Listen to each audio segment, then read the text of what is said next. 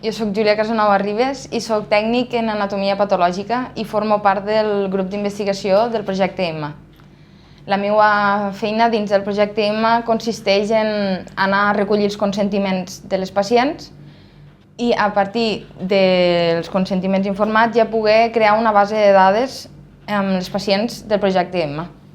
També me n'hauré d'encarregar d'anar a buscar els blocs en parafina, que és el que conté les biòpsies de les pacients, i d'aquest bloc processar-lo, fer els talls, tenyir-los i deixar-los preparats en els portaobjectes.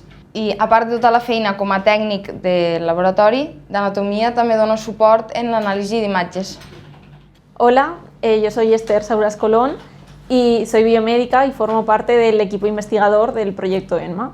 Mi granito de arena en este proyecto es el análisis de los datos.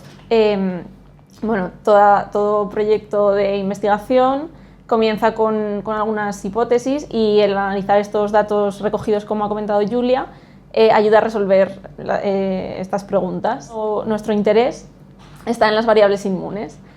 Con esto nos podemos hacer muchas combinaciones de preguntas, cómo afectan estas variables inmunes a la supervivencia, a la recaída de las pacientes de cáncer de mama. Y una vez que tenemos estos resultados, para compartir el conocimiento científico, lo que hacemos es publicar artículos, redactar artículos y publicarlos en revistas internacionales para que el resto de la comunidad científica pueda conocer nuestros resultados.